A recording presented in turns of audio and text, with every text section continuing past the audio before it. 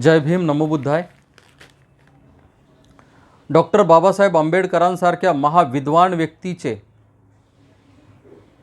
आपण उपासक आहोत, त्यांचे अनुयायी आहोत. आणि जगातल्या महान विद्वानांनी डॉक्टर बाबासाहेब आंबेडकरांनी आपल्याला धम्म दिलेला आहे. धम्म देण्याच्या आधी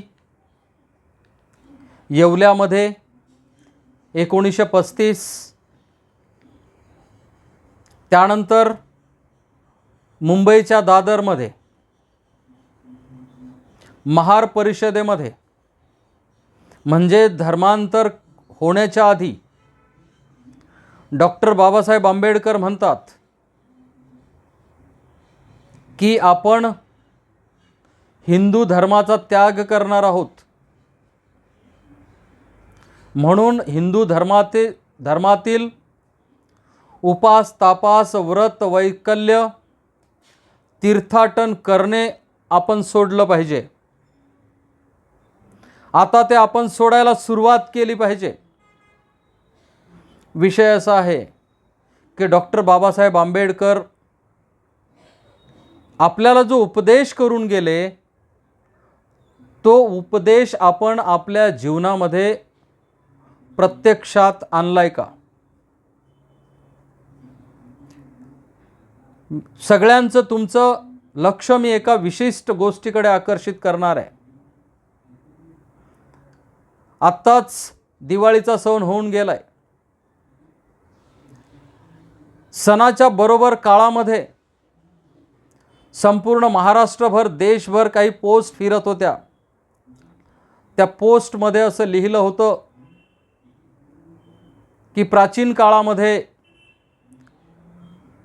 दीपदानोत्सव नावाचा एक उत्सव साजरा होत होता.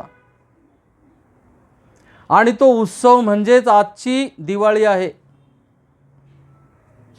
म्हणजे हा सण हा बौद्धांचा सण आहे आणि म्हणून तो आपण मोठ्या उत्साहात साजरा केला गेला पाहिजे.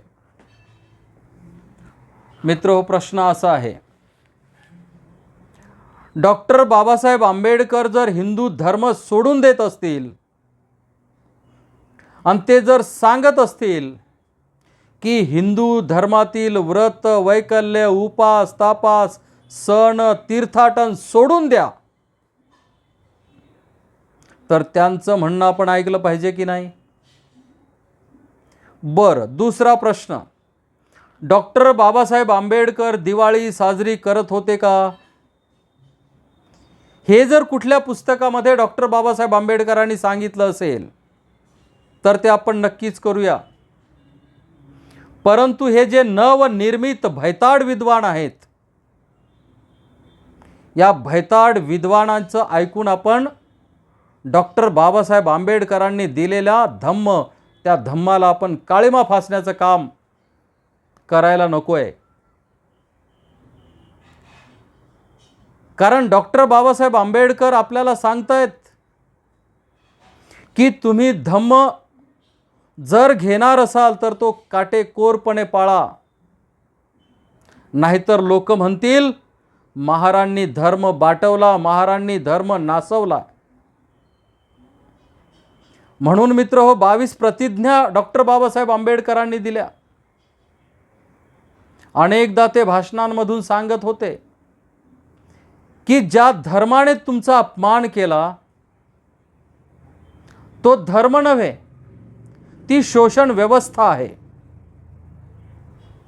आणि याच शोषण व्यवस्थेला आपण लाथ मारलेली आहे. तुमच्या माझ्या अनपढ अडाणी पूर्वजांनी या धर्माला लाथ मारलेली आहे. आणि आज तुमच्या आमच्यासारखे विद्वान, शिकलेले पण भैताड विद्वान आज दिवाळी साजरी करावी का या कन्फ्युजनमध्ये आहेत. अरे, आपले आदर्श कोण? हे भैताड विद्वान आपले आदर्श आहेत का?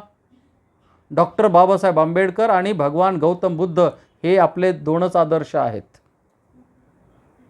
मग यांनी आपल्याला कुठं सांगितलंय का? नाही ना. मग ऐकायचं कोणाचं? आणि डॉक्टर बाबासाहेब आंबेडकरांनी बुद्ध अँड हिज धम्मा हे जो आपल्याला ग्रंथ दिलाय, त्या ग्रंथामध्ये असं कुठेही वर्णन नाही आहे. बरं, दिवाळीचा सण का साजरा होतोय हे लोकांना माहीत नाही. बळीराजाची कहाणी ऐका. अख्ख्या बळीराजाच्या घराण्याच्या हत्यात केल्यात, आणि या हत्या ह्या त्या लोकांनी केल्या आहेत जे वैदिक संस्कृतीतले लोक आहेत.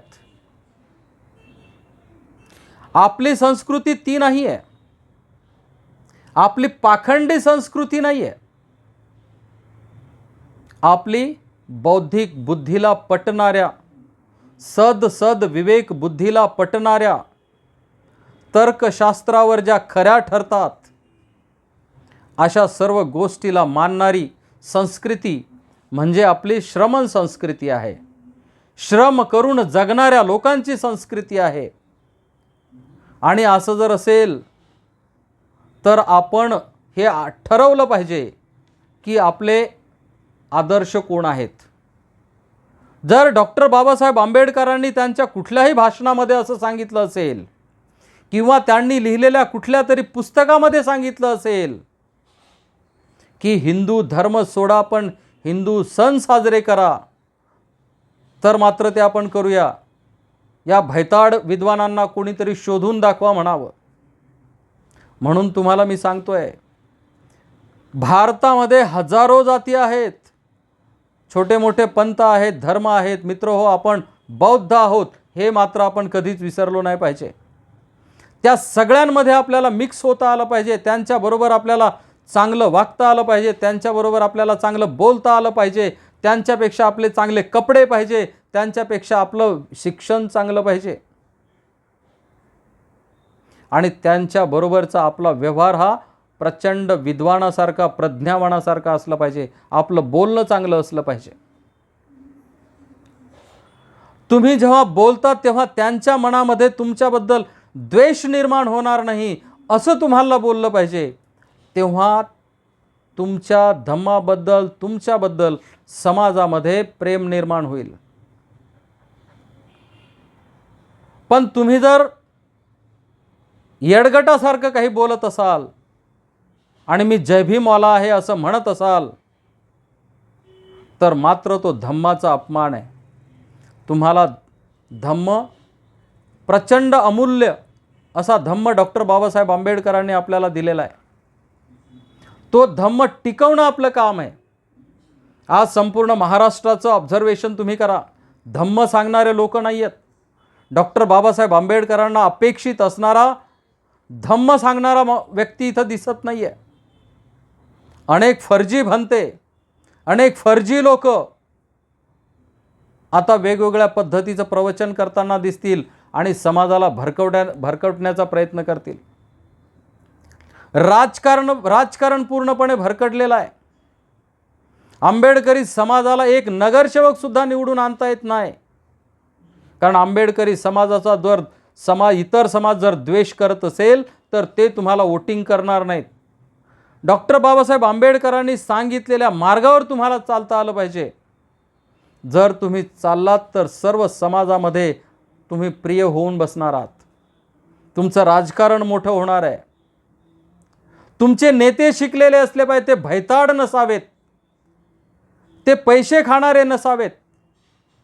500-500 रुपये समाज जमा करतो, त्यातले पैसे खाणारे हे भैताड नेते स्वतःला अध्यक्ष म्हणवतात. हे समाजाचा नाश करतायत, राजकारणाचा नाश करतायत. मित्र हो, आपण सजग राहिलं पाहिजे. आपण डॉक्टर बाबासाहेब आंबेडकरांचे अनुयायी आहोत. आपण धम्मपालन करण्याचा प्रयत्न केला पाहिजे. प्रचंड कठीण आहे, धम्मपालन करणं प्रचंड कठीण आहे. जेव्हा ज्ञानप्राप्ती बुद्धाला झाली तेव्हा बुद्ध स्वतः बराच काळ विचार करत होते की जो धम्म मला समजलेला आहे, जो मार्ग माझ्या जवळ आहे, मी जर तो समाजाला सांगितला आहे, तो समाजाला तो रुचेल काय, तो समाजाला समजेल काय, समाज स्वतःच्या वर्तनात तो आणेल काय. अशा कन्फ्युजनमध्ये बुद्धसुद्धा होते. बुद्ध आणि त्यांच्या धम्मामध्ये हे लिहिलं आहे. परंतु फायनली बुद्धांनी पहिलं धम्मचक्र प्रवर्तन केलंच. सम्राटांनी दुसरं केलं, प्रियदर्शी अशोक सम्राटांनी. आणि त्यानंतर डॉक्टर बाबासाहेब आंबेडकरांनी 14 ऑक्टोबर 1956ला जो धम्म आपल्याला दिला, तो धम्म टिकवण्याची जबाबदारी आंबेडकरी समाजाची आहे. ज्याला कळतंय, ज्याला कळतंय त्या सगळ्यांची आहे. आणि म्हणून आपल्या वागण्यातून धम्माचा अपमान होणार नाही याची आपण काळजी घेतली पाहिजे. जय भीम. नमो बुद्धाय.